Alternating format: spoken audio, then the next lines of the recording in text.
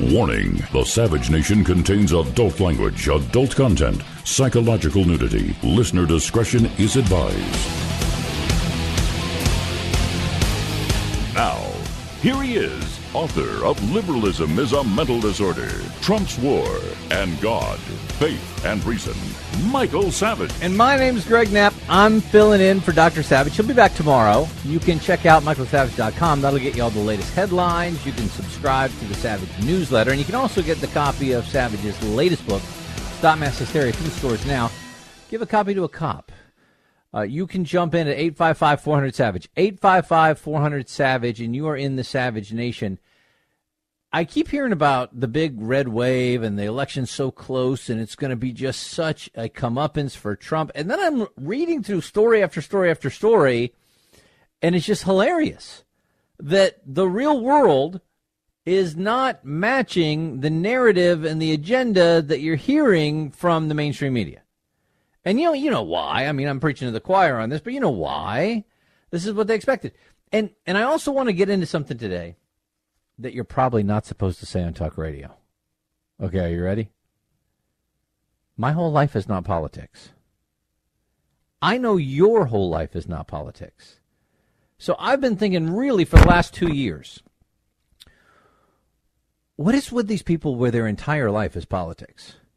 I mean, the people who are Antifa, the people who are clawing at the Supreme Court doors for a swearing-in ceremony, the people who are sending suspicious letters to Senator Collins because she happened to vote for Brett Kavanaugh to be on the Supreme Court, the people who shot up the Republican baseball practice and almost killed a few people, those people, the people who are accosting senators and Congress people and members of the Trump administration in restaurants and chanting at them and going to their homes and scaring their family and making death threats against them. For the last 2 years, I've been trying to figure out what would make you do that, because there's nothing that happened that would remotely justify any of that. And so I want to talk about that today, because I do think that some people are starting to figure it out. And it's what I've been talking about for a while, and now it's starting to percolate through even some of the mainstream media. And I've got some stories on it today. On the idea that humans are born with a hole inside of us. We really are. You felt it. You feel that void that you've tried to fill in so many different ways. Do I fill it with a boyfriend? Do I fill it with a girlfriend? Do I fill it with a spouse? Do I fill it with drugs? Do I fill it with alcohol? Do I fill it with adrenaline sports? Do I fill it with an education? Do I fill it with money? Do I fill it with material things? Do I fill it with travel? How do I fill this void? And the more and more you get, do I fill it with fame? Do I fill it with success? So however I define that. And the more you get that you think you're going to fill it, you get it, and then the hole's still there. And it freaks you out. Is this all there is? Is this what it's all about? Why do you think we've asked the question, what is the meaning of life, since the dawn of time? Because we all have this hole that has to be filled. And if you're not filling it with the only thing that can really fill it, then you always want more. And you always get more extreme and more demanding. And that's exactly what we're seeing with the far left. And you're seeing it with some people on the far right, too. Although I think some of the people that are actually called far righties are really far lefties. Because if you're truly a fascist, you're far left, not far right. Far right is total anarchy. So what is it that really fills it? Well, for me, and I really believe for all humans, it's your belief in God and a firm faith. Now, I know a lot of people don't believe that or understand that, and that's fine. But I'm just telling you, from my personal experience, I know that's true.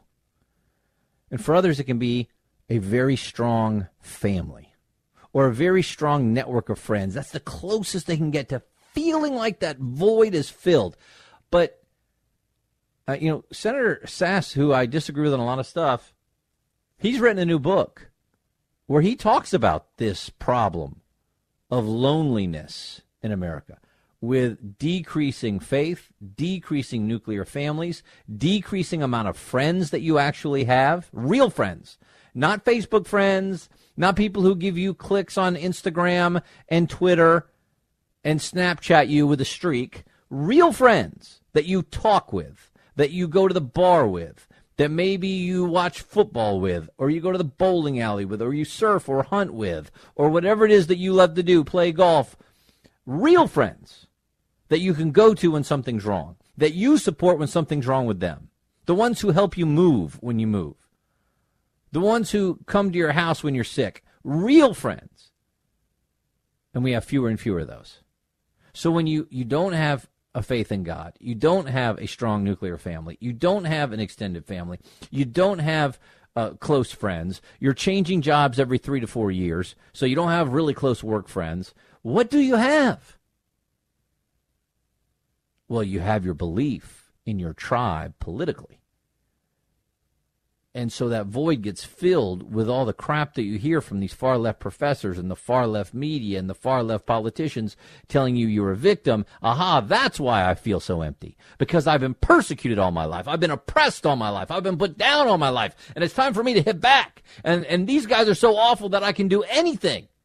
These guys are like Nazis. And you know what we did to Nazis? We killed Nazis. So therefore, we can do anything we want to. And that's why Eric Holder says when they go low, you kick them. That's why Hillary Clinton says, how can you be civil to the people that you totally disagree with? And that gives your life meaning. And now you feel like you're part of something. You're part of something big. You're part of something that could change the world. And now that void is filled at least for a little bit. It'll be empty again. But at least it felt good for the moment. And now I've got people around me who seem to support me, who seem to be my instant friends. It's their new religion because they don't have a real one. I think that's happened and it continues to happen. I think it's really dangerous. And it's really sad. Look at the increase in depression in this country over the last couple of decades. Look at the increase in loneliness the last couple of decades. Look at the increase in the destruction of the American family. And then see how it coincides to this tribalism in politics that we've been seeing. And not just Republican, Democrat, but what is your tribe?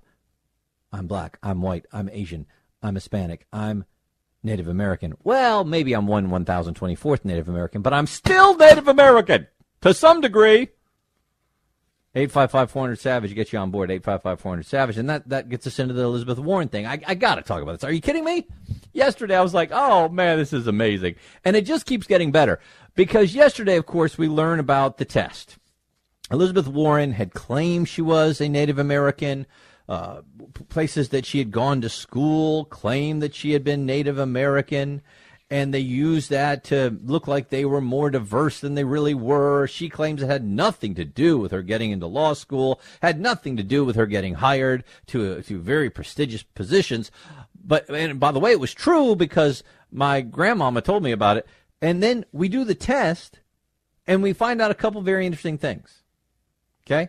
First of all, we find out that the test shows, well, somewhere between 164th Native American and 1,024th Native American. Oh, and by the way, when you get to, around 1/500th Native American, that's less than the average European immigrant to this country. So it means nothing. But then you go a bit even further that we find out that the DNA test didn't even use DNA from Native Americans in this country. I don't know where they couldn't find it. People didn't want to give it to them, but here's what we found out. They used general population samples from Mexico and South America as the so-called Native American sample to compare to Elizabeth Warren. So what she has doesn't qualify to be a percentage of any known tribe in the United States. And she claimed victory.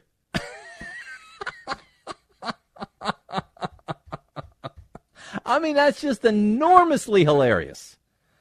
She's claiming victory. And it took the Native American tribes to tell her that she didn't know what she was talking about. And Elizabeth Warren, is trying to troll Trump. This is from this is from the AP, Dateline Washington. Trump's mockery of Warren's claim of Native American history. He's called her Pocahontas. And said he would offer to pay $1 million to charity if she took a DNA test. Clearly got into her head. Okay, well, let's stop right there. He actually didn't say he would offer $1 million to charity if she took the DNA test.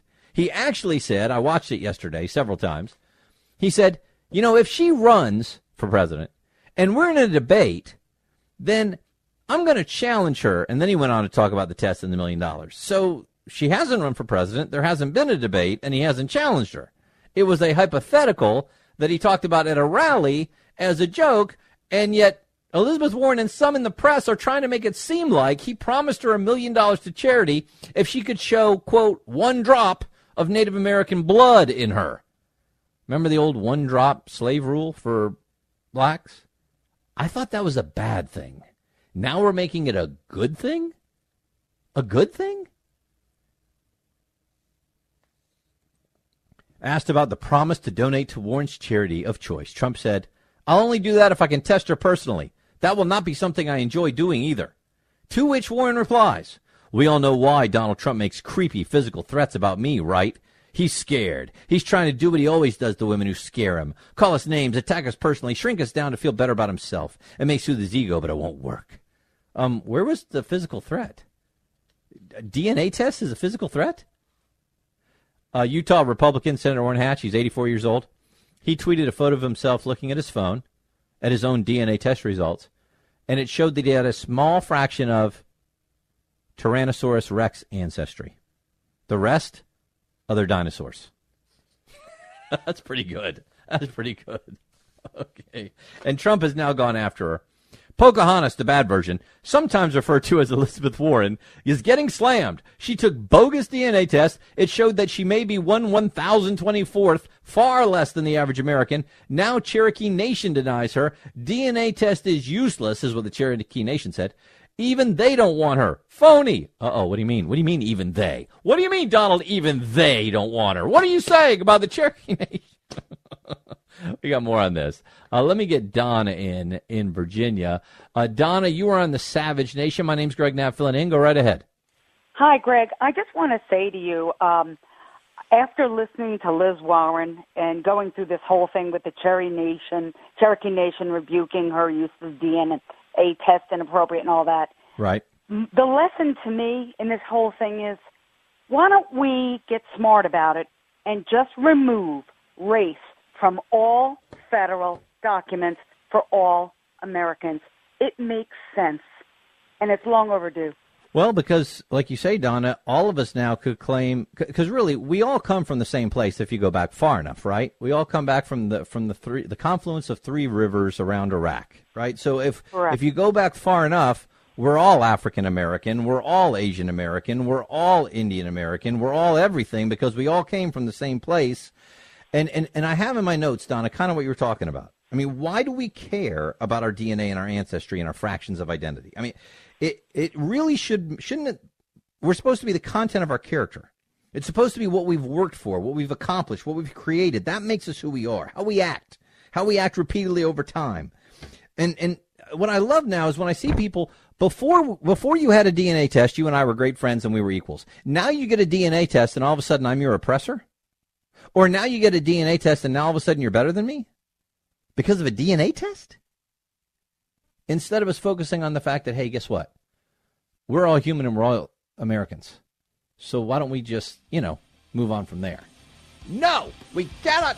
This should be the end of identity politics as we know it. It won't be, but it should be. 855-400-SAVAGE. 855-400-SAVAGE. I got a little bit more on this, including some more Trump's tweets about Elizabeth Warren that you need to hear. My name is Greg Knapp, in for Dr. Savage on the Savage Nation. Savage.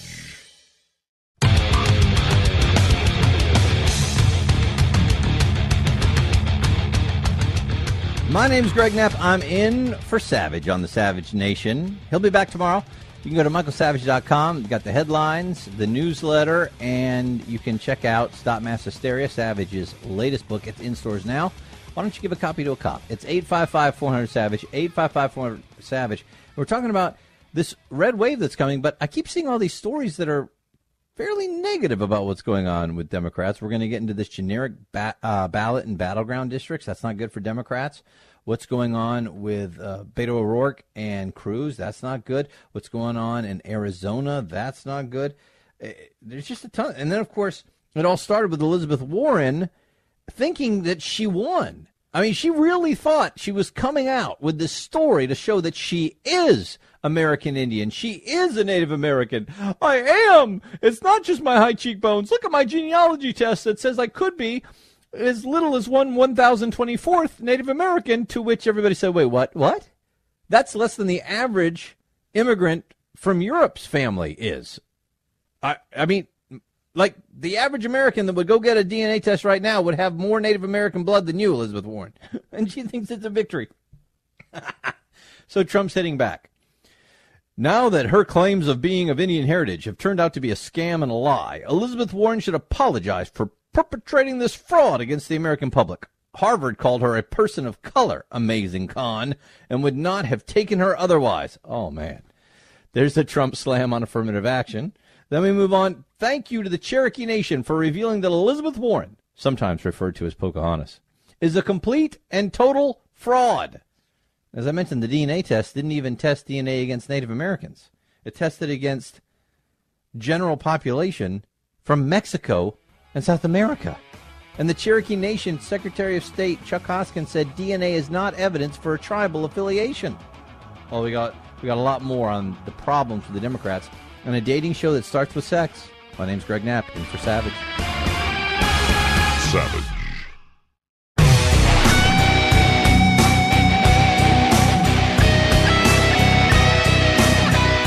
Hey, how you doing? My name's Greg Knapp. I am in for Dr. Savage on the Savage Nation. You can join in at 855-400-SAVAGE. 855-400-SAVAGE. The doctor will be back in tomorrow.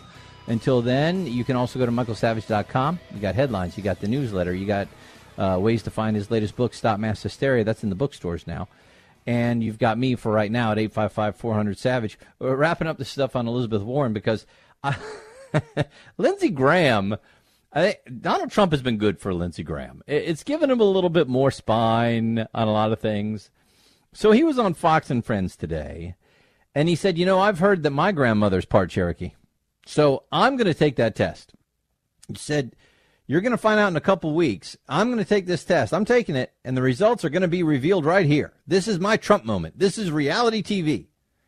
And as he pointed out that Elizabeth Warren might be 10 generations removed from an American Indian in her line, he said, I think I can beat her. He joked at the end of the interview that he would probably wind up being Iranian, and that would be, terrible. Brian Kilmeade from Fox News jumped in and said, the Iranians are good people. It's just the bad leaders. Most Americans should start doing this now. Everybody, you're a Native American. You're a Native American. You're a Native American. Meanwhile, the Cherokee Nation not happy with Warren's DNA test. Secretary of State for the Cherokee Nation, Chuck Hoskin Jr., issued the following statement. A DNA test is useless to determine tribal citizenship. Current DNA tests do not even distinguish whether a person's ancestors were indigenous to North or South America. And he's right, because the test was actually done on people from Mexico and South America. Cherokee Nation Secretary of State Chuck Hoskin said, sovereign tribal nations set their own legal requirements for citizenship, and while DNA tests can be used to determine lineage, such as paternity to an individual, it is not evidence for tribal affiliation. Using a DNA test to lay claim to any connection to the Cherokee Nation or any tribal nation, even vaguely, is inappropriate and wrong. It makes a mockery out of DNA tests and its legitimate uses, while also dishonoring legitimate tribal governments and their citizens whose ancestors are well documented and whose heritage is proven. Senator Warren is undermining tribal interests with her continued claims of tribal heritage. Can't even get it. She thought this was going to be a slam dunk. She thought this was going to set Trump back. She thought that everybody was going to get on the Warren bandwagon. She thought that this was really going to work. and it's done the exact opposite. Alex Griswold had a very great tweet because some in the media are still trying to cover for her. And he tweeted this. If, say, Romney claimed his parents eloped because his mom was part Native American, submitted recipes to Native American cookbook, told his employers he was Native American, and then a DNA test showed that at the latest he had a Native American ancestor in the 1700s, the media takeaway would not be that his critics overstated things. Yep, as Trump said, she owes the nation an apology. What's her percentage? 1/1000th? Well, maybe 1/1024th. It really shouldn't matter anyway, but when you claim that stuff, it's backfiring again. It's just another backfire here. 855-400-SAVAGE gets you on board. 855-400-SAVAGE. Let me get Joe in, WABC. Joe, you are on the Savage Nation. My name is Greg Knapp, filling in. Go right ahead. Hello, Greg. In New York City, this great mayor is pushing for the birth certificate to have the ability for the parents to choose the sex of the newborn. Yes. I think they should do that with ethnicity and race. We should all pick our ethnicity, our race, because the genetics, the DNA on the genome can't really distinguish that. No, and we all have some of everything in us. Like I say, we are all humankind is traced back to the confluence of three rivers in Iraq. So all of us came from the same place, right, Chuck? And in fact, 98% of the genes in the genome of a human being, Homo sapiens sapiens, modern man, is the same as chimpanzees, our closest biological relatives. Yeah, sometimes I feel more like a chimpanzee. I'll admit that. There are times, especially certain times of the night and on the weekends. Listen, I'm not running for the Supreme Court. Oh, people tried to say, like, the media actually said Trump said he never promised $1 million to Warren's favorite charity, and he did. Well, actually, this is what he said. Do we have the beginning of it? And in the middle of the debate, when she proclaims that she's of Indian heritage because her mother said she has high cheekbones. That's her only evidence that her mother said. Okay, stop right there. Did you hear the beginning of it? In the middle of the debate, and if you could rewind it even just a tiny bit further, I don't know if we can, but he says, you know, Elizabeth Warren, she may run. I hope she does. And then if we had a debate, in the middle of the debate. So he's setting it all up with these hypotheticals.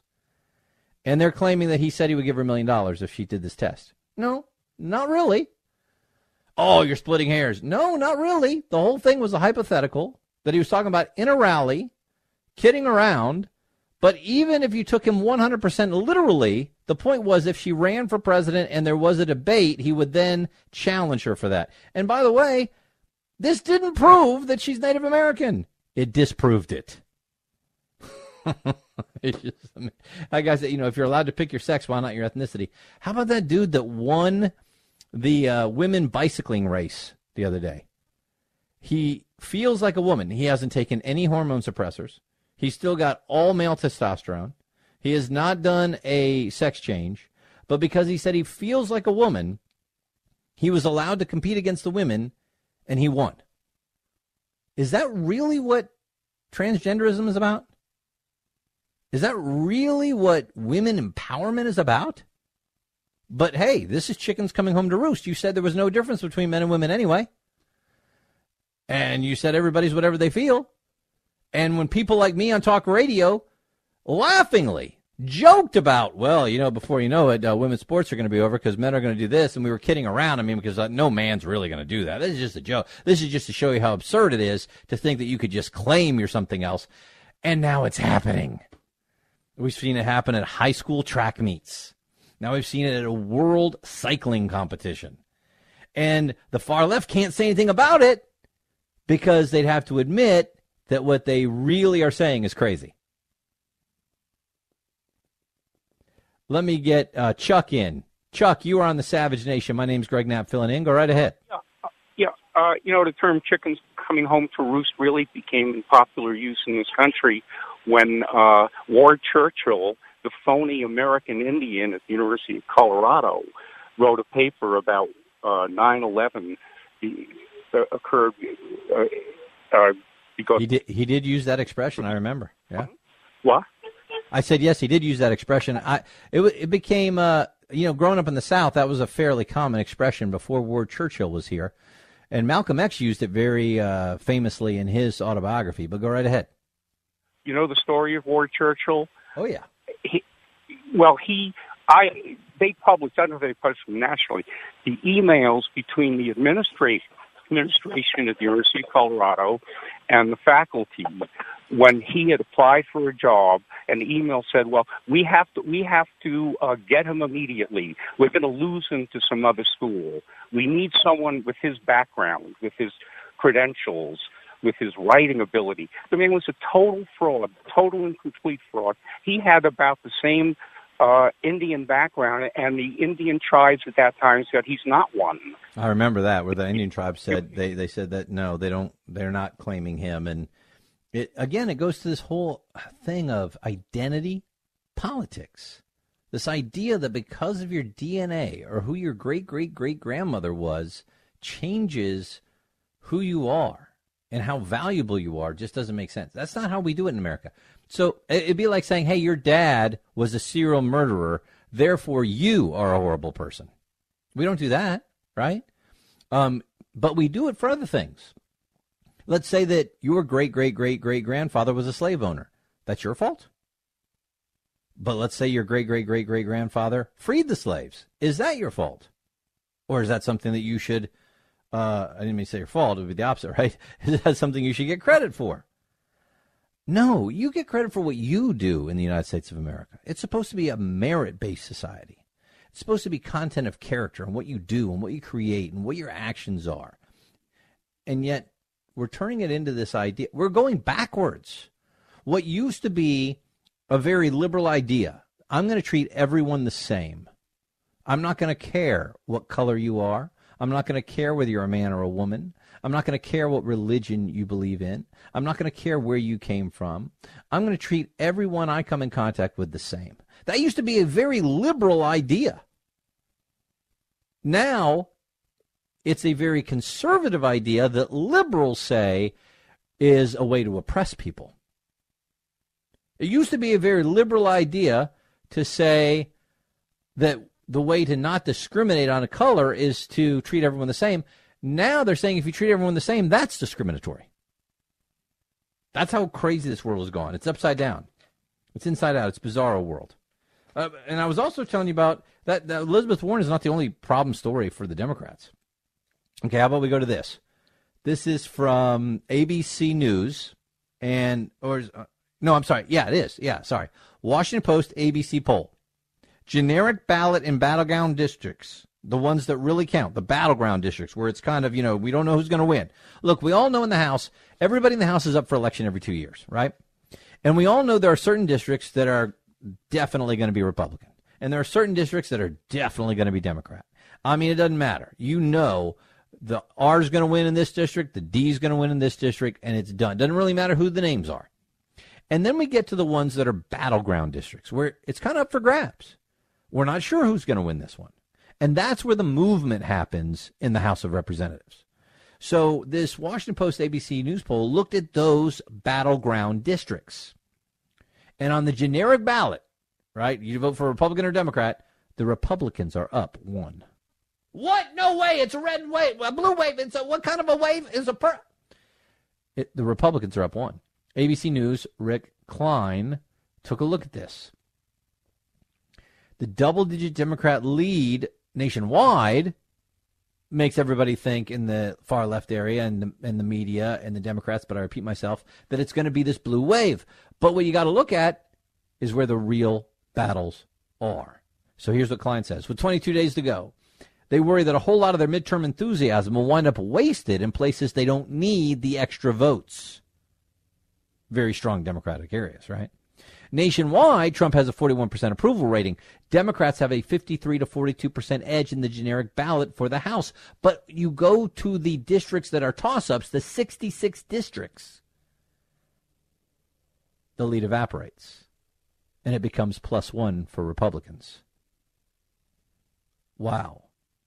And by the way, that means that the Democrats need a 23-seat flip to win the House. They have to win 45 out of 66 battleground districts to win the House. That doesn't look good. That's the worst news they've heard in quite a while. But wait, I'm not done. We go to Beto O'Rourke down in Texas, and Cruz is up 52-45, according to CNN. Likely voters in Texas place immigration at the top of their issue list. 26% call it the most important issue. 23% call the economy their top priority, and Cruz leads among both of those voters in the race, and he's winning 52-45. But hey, the good news for Beto, he's got $38 million he raised for his candidacy, but the Democrats want him to share it. So you don't need $32 million. Come on, share it. O'Rourke says, well, I'm going to tell you exactly what O'Rourke says about his money that he raised for his race from these Democrats that want it. And I'm going to tell you about this new reality TV show where dating starts with sex. Hang in. My name's Greg Knapp. This is The Savage Nation. Savage.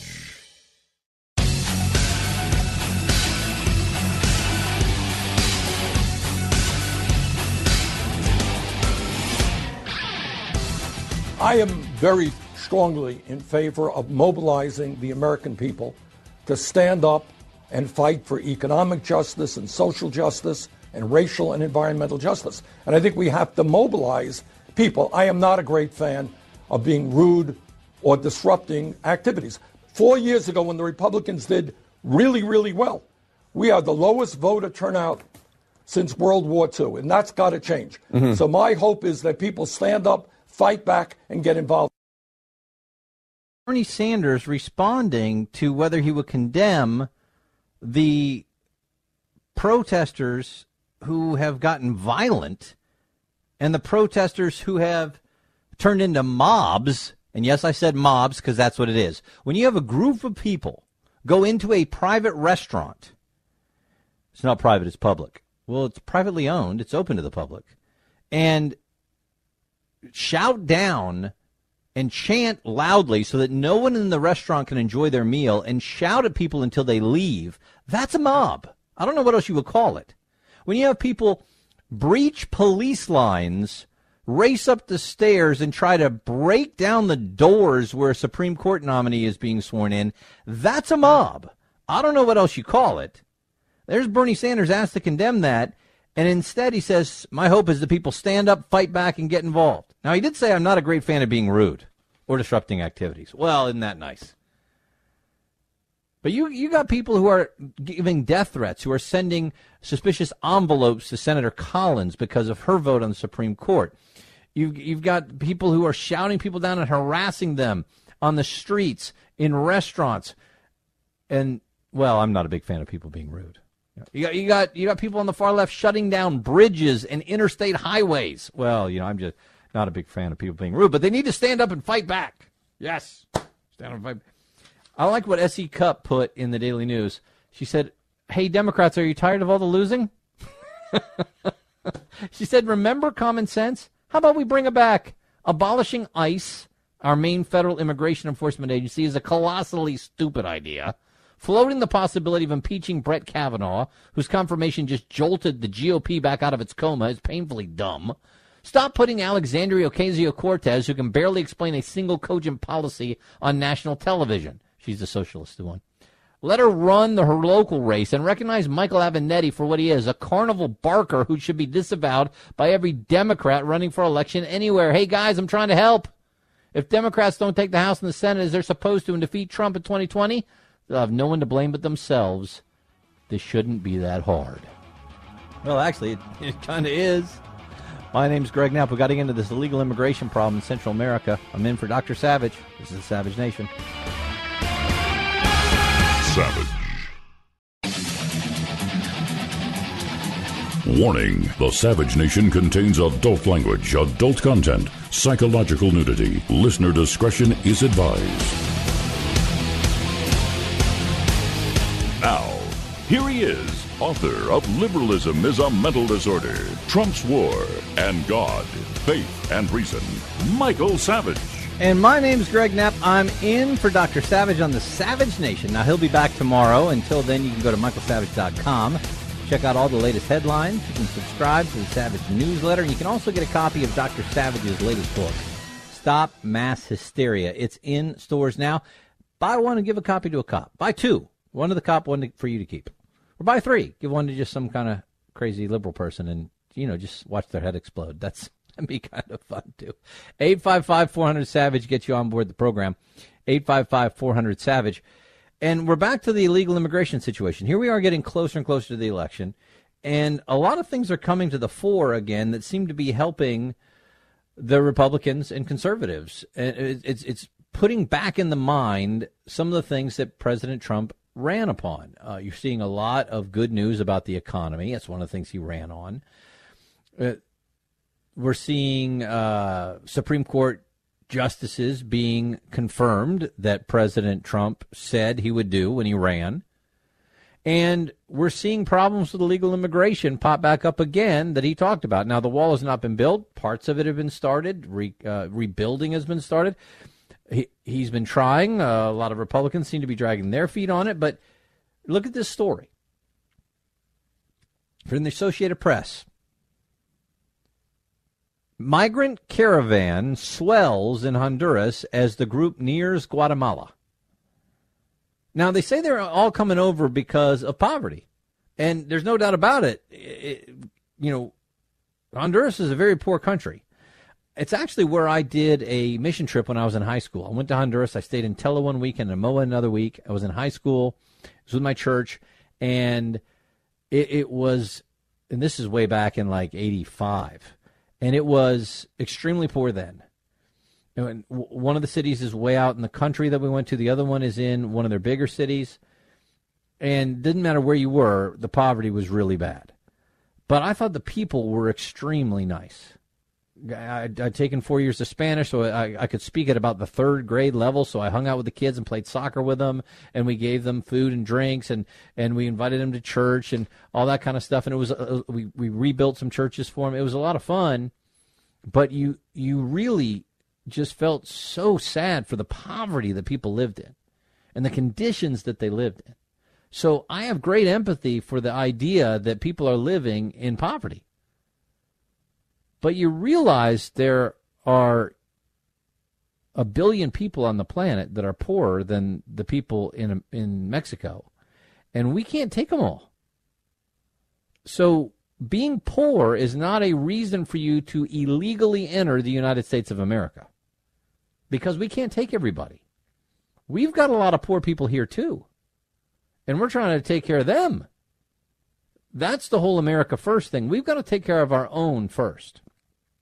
And Honduras needs to take care of its own. And Honduras is doing a horrible job of that. We've been giving them aid, by the way, over $100 million in aid every year for years. Since 2013, we've given at least $100 million a year. And for what? Is anything changing? It's a nation of 9 million people, and how many million have already fled? So this idea that we can just have open borders and let anybody come in because otherwise you don't care about people, you got to care about your own people first. Charity begins at home. And it would make a lot more sense to help the people in Honduras improve their economy and improve their way of life in Honduras than it does to say, come on in. You can't use poverty as your excuse to break our laws. But they are. So the AP story quotes Dunia Montoya, a volunteer assisting the illegal aliens. They're calling them migrants in here, but they're illegal aliens. They're just crossing the border on their own, and it doesn't matter when they come to America. But it's very interesting because listen to this in the second paragraph. Dunia Montoya, a volunteer assisting the migrants, said Sunday that the group had grown to an estimated 1,600 people, and that many in the group might not be allowed to enter Guatemala because they lack official identification documents.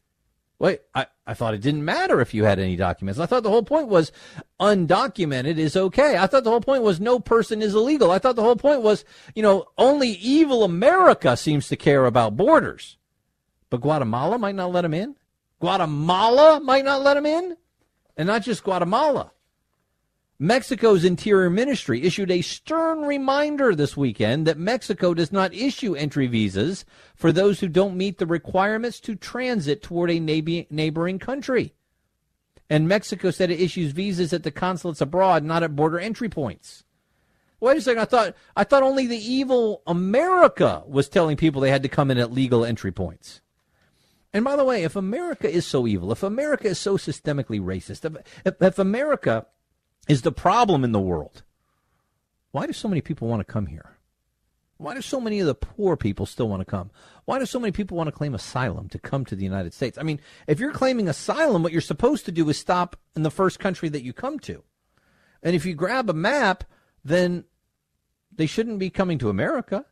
I mean, if you're leaving Honduras, why aren't you stopping in El Salvador? Well, El Salvador is a bleep hole, too. Wait a second. I thought President Trump got in trouble for calling these countries bleep holes. I mean, why would you want to flee Honduras unless it's a bleep hole country? Think about that. Why would you want to leave your country unless it's a bleep hole country? Why would so many risk everything, leave everything behind, risk their family being robbed and members of their family being raped or murdered on the trip unless you're fleeing a bleep hole country? So why wouldn't you stop in El Salvador? Bleep hole country. Why don't you stop in Guatemala? Bleep hole country. Why don't you just go north a little bit and stop in Belize? I mean, Americans retired to Belize.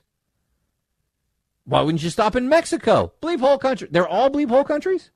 I thought that was a horrible thing to say. Well, why don't you go south instead of north? Why don't you stop in Nicaragua? Bleep hole country. How about Costa Rica? Again, we've got Americans who vacation in Costa Rica, go surfing in Costa Rica, relocate and retire in Costa Rica. Or go a little further south, Panama. Panama, again, that's another expatriate retirement home community down there in Panama. They can't all be bleep hole countries, can they? So why risk all that and go so far just to get to the United States since it's such a horrible, racist country? Because we all know it's not. It puts the lie to everything you hear from the far left. So they're coming again because, people are poor in Honduras. That's not an excuse for you to come to our country illegally. So President Trump is getting out ahead of this, and he said that he will cut off U.S. foreign aid to Honduras if they don't stop a caravan of migrants moving toward the U.S. border. What they really mean is illegal aliens. So here's the question. Do you think that's the right thing to do? Cutting off foreign aid, is that the best thing to do when Honduras allows this many people to flee? And what about the countries in between that are just allowing them to keep on moving to the United States of America when they know it's all about an illegal alien situation? Trump tweeted out, if the illegal aliens are not stopped before they reach the U.S. border, no more money or aid will be given to Honduras, effective immediately. Now, there's a piece here from Mike Ciandella, and he tries to break down, is that something that President Trump can legally do? Can the president say, we're going to cut off aid? Well, not if it's aid that's been approved by the United States Congress that's specifically for a country. But there are some things that he can do. Now, according to USAID, in 2016, the most recent year we have the numbers for, we gave Honduras $152 million. And for 2017, so far we've given them $144 million. And there's more to come. And for every year since 2013, we've given at least $100 million in aid to Honduras. So can Trump stop it if he wants to? Well, here's what they say. The president can end foreign aid without congressional approval if he makes the argument that the recipient country has violated conditions that were placed on the aid. Now, he did this in September 2017 to stop military aid going to Pakistan because they didn't follow what they said they were going to do. Now, when it comes to suspending all foreign aid to a nation, when that aid was not given with conditions, then Trump doesn't have 100% power over that. What he can do, he can freeze specific foreign aid for 45 days. But if it's already been approved by Congress, then he needs congressional approval to keep that freeze on beyond 45 days. Would he get that? He might. I mean, you got the House, but you don't have 2/3 of the Senate, but you don't need 2/3 unless they filibuster, and we go on and on. Now, one exception. If you're close to the end of the fiscal year, If you're within 45 days of the end of the fiscal year, you can freeze it for the 45 days. The fiscal year ends, and the money's ended. So there are some options. Do you think he should use those options?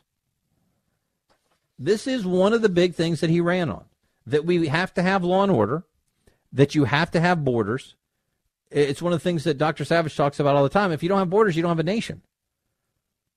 And the idea that somehow poverty is the excuse to violate the borders of multiple nations to come into our country illegally, then why do we have any borders at all?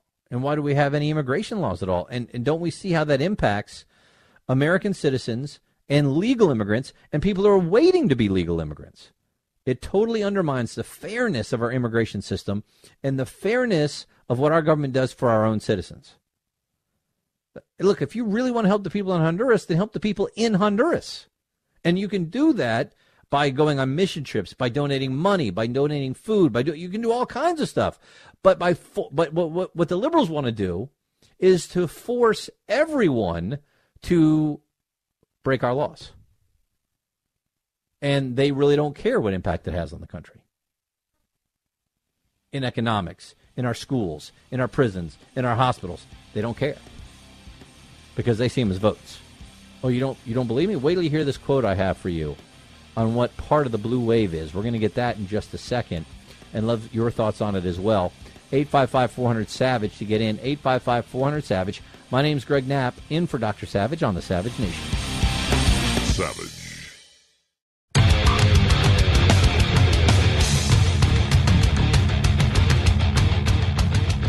Hey, how you doing? My name is Greg Knapp. I'm in for Michael Savage on the Savage Nation. He'll be back tomorrow. 855-400-SAVAGE to get you on board. And we were talking about another illegal alien caravan. They call it a migrant caravan, but the problem is they're wanting to do this illegally. They were just wanting to come in no matter what.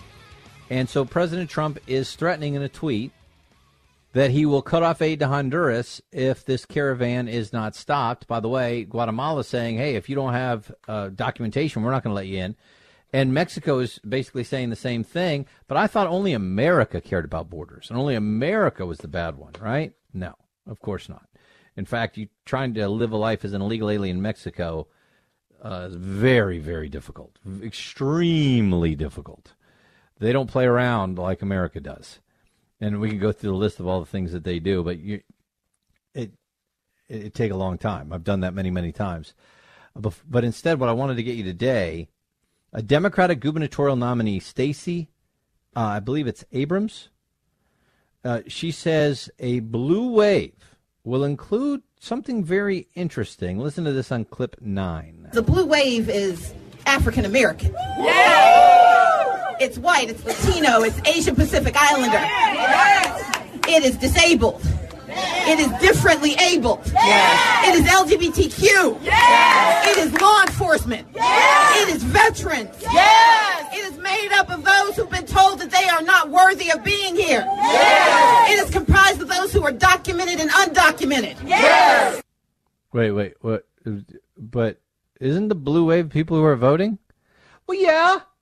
Don't you have to be an American citizen to vote? Well, but that should go away. That just shows that these people aren't wanted. And that's not right. And they should be allowed to vote. And in some cities, they're allowed to vote for city elections, and we want to make it so they can vote anywhere. But they're not citizens. So what?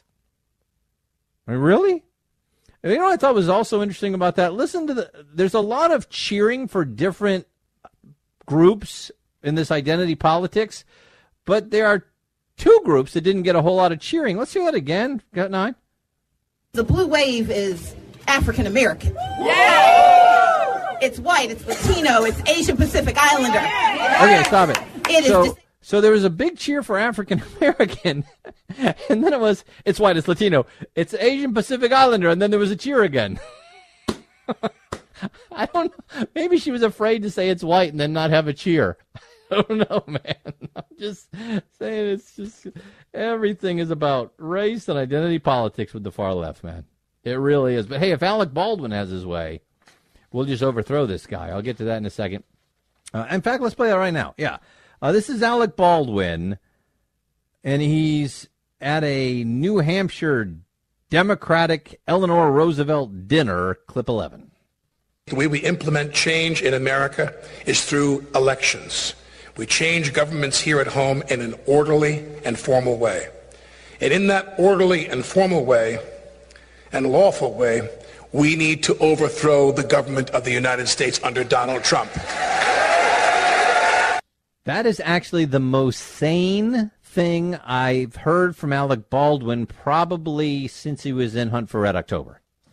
I mean, really, that is actually what you're supposed to say. I've got no problem with that. He said, we change governments here at home in an orderly and formal way. And he says through elections. And in that orderly way, we need to overthrow the government of the United States under Donald Trump. I got no problem with that in terms of, hey, you get enough people to vote that way and throw him out and throw out all the people who agree with him, then, hey, you did it. That's the most sane thing I've heard this dude say since he was in Hunt for Red October. And I'm surprised they cheered for him because the left doesn't think we need any stinking elections. They got Antifa. They got Black Lives Matter. They got people trying to tear down the doors of the Supreme Court. Hey, let's switch gears for just a second. How about a game show that starts with sex? We'll get that in a second. My name's Greg Knapp in for Savage. Savage.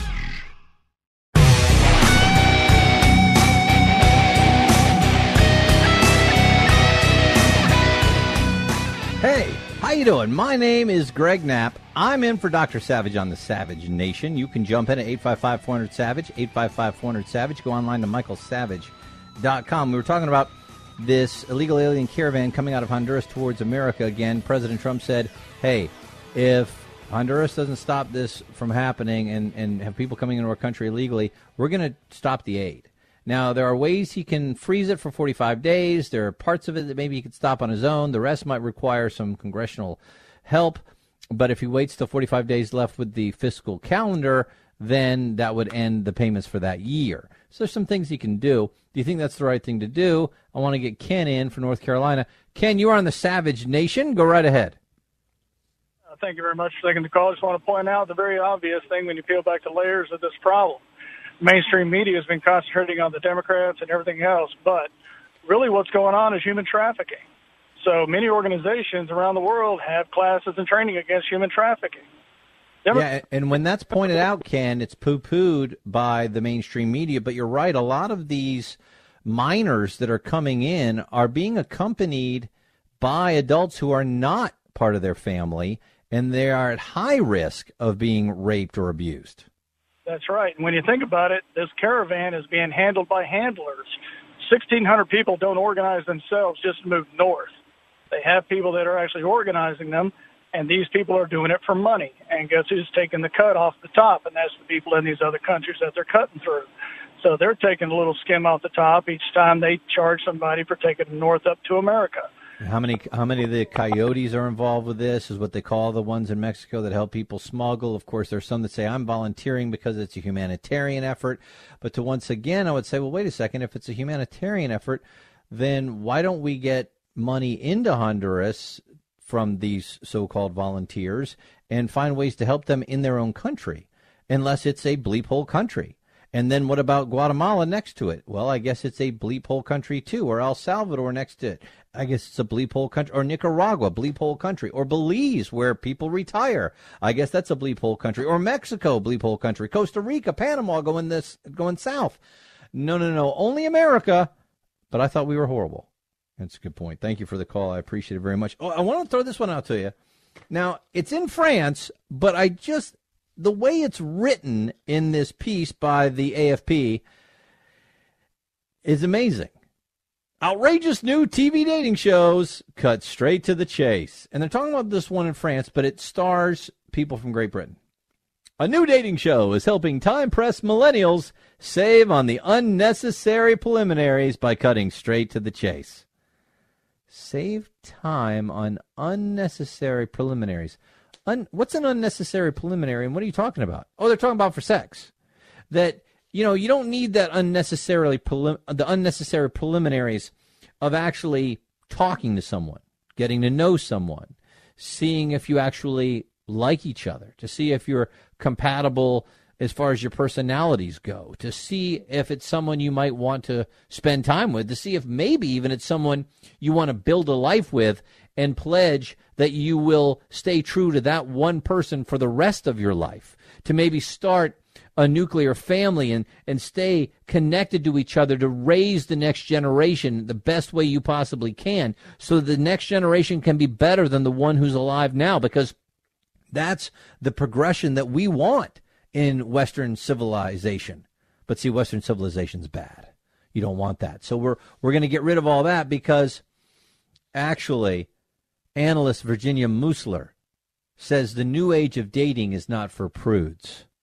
So see, if you actually believe that you should talk to someone first, get to know someone first, maybe go on some dates, actually think that you really do have feelings for each other, maybe even get married before you have sex, then you are a prude. You know, it used to be, hey, if you get married before sex, then, hey, that was a really good idea, because that prevents a lot of bad things from happening. Now you're a prude. And now, not only if you say you want to wait till you're married, if you want to wait to the third date, you're a prude. Because this show is called Making Love. And they're using that term very loosely. There's no love involved at all. MIPCOM is making it. It's the world's biggest TV market in cons. And the contestants, it's a reality show, have sex with each other first and then decide if they like each other. So they're thrown in to immediately have sex. They say they have brought together scientifically matched singles to ask the essential question, quote, could making love make you fall in love, end quote. Well, there's no such thing as making love if there's no love. What they really want to say is, can having sex make you fall in love? Can really, effing someone make you fall in love? That's what they're really asking, because there's no love involved. Greg, why are you such a prude? What are you saying, that you actually should care about the person you're having sex with? Look, when I was a young teenager, I thought, oh, man, yeah, no, you don't need fun. If two people want to do it, they should just do it and have fun, because I wanted to have sex. I was 18 years old. I thought it was going to be great. Let's go to college and have sex with as many people as you can. And then you start to realize how empty that is and how wrong that is. And I wish that I had known it a lot earlier than I did. Doesn't make you a prude, it makes you smart. But if you say it today, oh no, that's just a horrible thing to even say.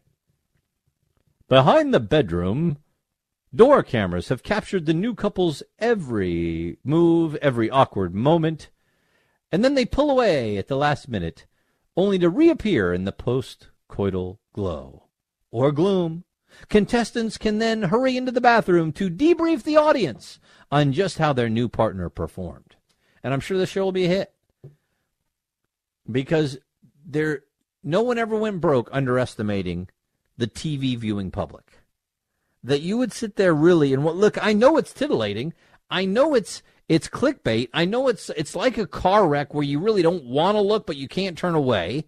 I get that. We have to rise above that base instinct and turn away, because really, this is entertainment. Two strangers having sex and then telling you how the other person did. And they're going to try and rip each other down. Oh, it's just the same thing that's going on between Stormy and Trump. We'll get to that in a minute. We will follow the daters over the next few weeks to see if the pair remain friends with benefits, or will they choose to get to know each other and start a relationship. That's the show. Yep. I mean, if you don't like it, you're a prude. I mean, that's going to be really hot. That's going to be really cool. Really? Do you think so? 855-400-SAVAGE gets you on board the program. 855-400-SAVAGE, and you're on board. And have you been paying attention to the stuff with the hurricanes? Okay. I live in Florida, so when I hear this stuff about the hurricanes and I'm being told that they're getting bigger, more intense, and there's more of them because of global warming, I say, what? And when I saw President Trump on with Leslie Stahl on Sunday, I said, boy, I wish somebody had briefed President Trump. Because the truth is, there is no trend of more hurricanes on the planet. There is no trend of more intense hurricanes on the planet. I don't care what the so-called experts are telling you.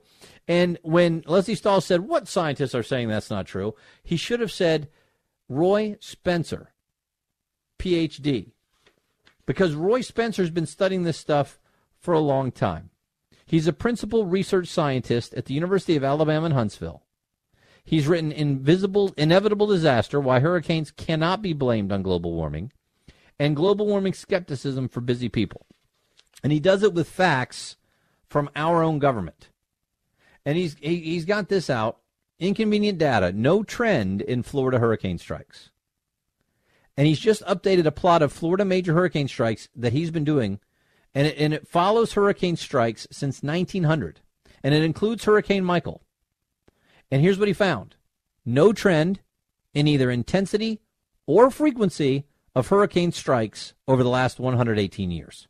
And he uses National Hurricane Center data to do it. He's not making up the data like so many in the global warming movement He says the trend line for intensity is flat. The trend line in number of storms is downward, but it's insignificant.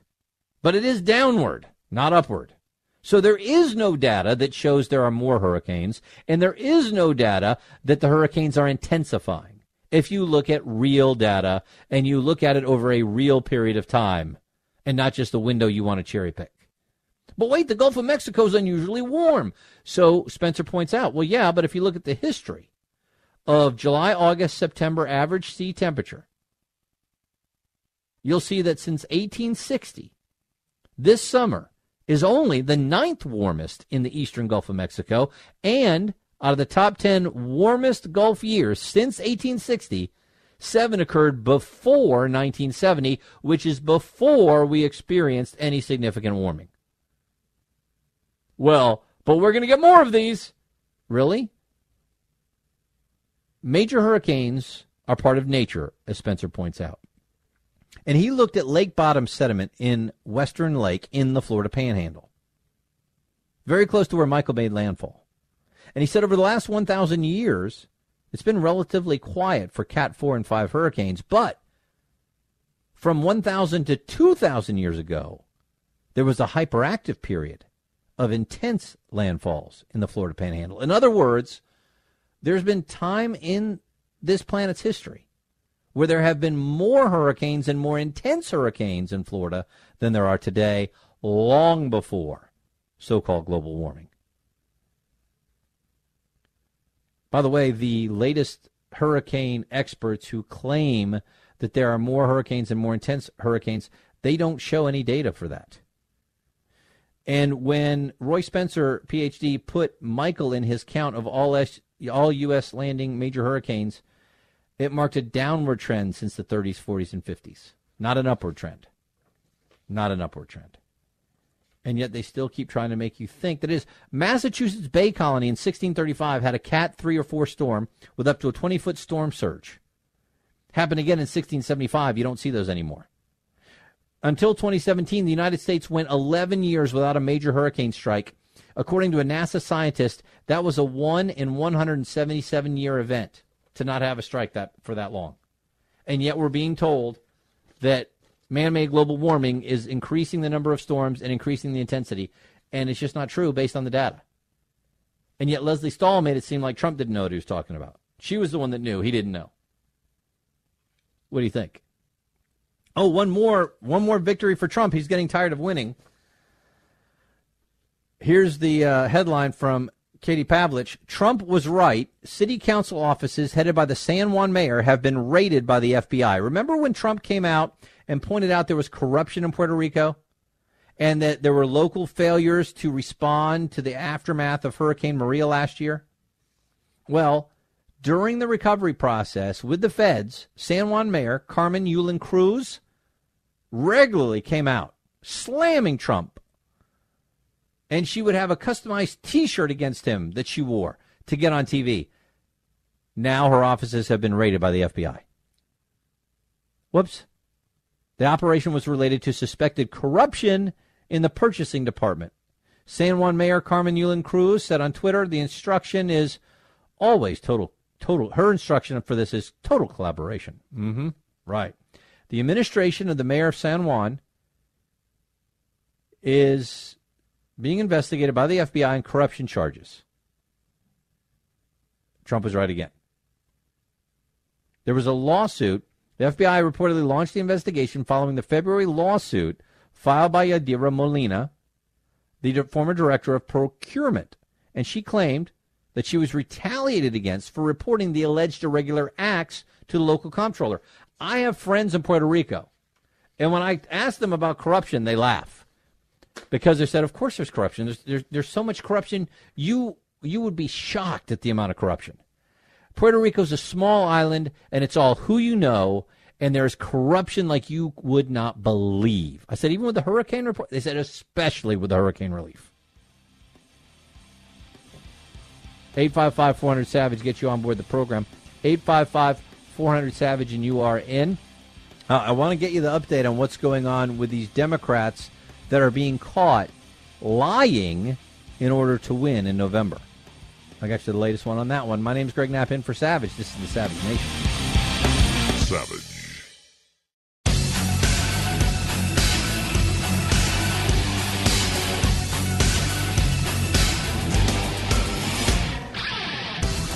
Hey, how you doing? My name is Greg Knapp. I'm in for Michael Savage on the Savage Nation. You can jump in at 855-400-SAVAGE, 855-400-SAVAGE. Online, michaelsavage.com. We were talking about, the FBI is investigating corruption from the San Juan mayor of Puerto Rico with hurricane recovery efforts, which is exactly what Trump had said, and the media made fun of him for saying it. Jose wanted to jump in on that. Jose, you were on the Savage Nation. Go right ahead. Thanks for taking my call. This goes back, 30 years to Hernandez Colón's administration when Hugo ravaged the island and they received $500 million in FEMA aid, affiliated with the Democratic Party, and that money disappeared. So that should be no surprise to fellow Puerto Ricans like myself. Yeah, Jose, I was saying I got a lot of friends from Puerto Rico, and like I said, when I asked them about corruption, they just laughed. Like you said, it's been going on for decades. I mean, it goes back to little Ricky Rosselló. That's what I call the current governor, because his dad was part of that corruption in '98 when George ravaged the island, too. $8 million was gone. And it was done to upgrade the power grid. So it should come as no surprise to anyone from Puerto Rico, the corruption that goes in that place. Yeah, and it's the same thing that happened in New Orleans with Hurricane Katrina. Remember, the Democrats who were in charge of that, there was money that was given to upgrade the flooding problem with New Orleans. You were supposed to upgrade the levees. The money was there. It was spent on other things. The levees break, and it's George Bush's fault. I mean, it's crazy, man. Crazy, crazy. Thanks for the call. I appreciate it, Jose. 855-400-SAVAGE, get you on board the program, 855-400-SAVAGE. Claire McCaskill is in a fairly red state in Missouri, and she's a Democrat, and she won. She's running again, and she always tries to run as a moderate. Well, Project Veritas got her and some of her people on tape, and it's not looking so great. I'll get you that in just a second. My name's Greg Knapp, in for Michael Savage on the Savage Nation. Michael Savage, a host like no other.